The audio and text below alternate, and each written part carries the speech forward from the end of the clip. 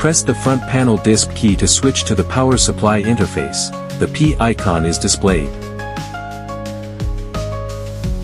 Set the voltage to 10 V.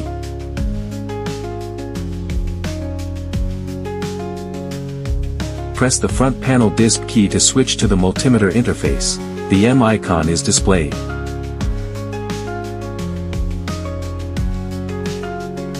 Press the front panel V key to enter the DC voltage. Measurement mode. DC V icon appears top left. Press any key from F1 to F4, then press the F4 key to switch to the V range.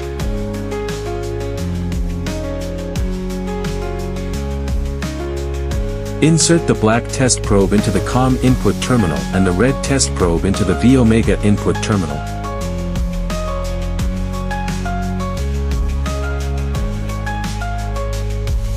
Connect the other ends of the red and black test probes to the measurement points respectively.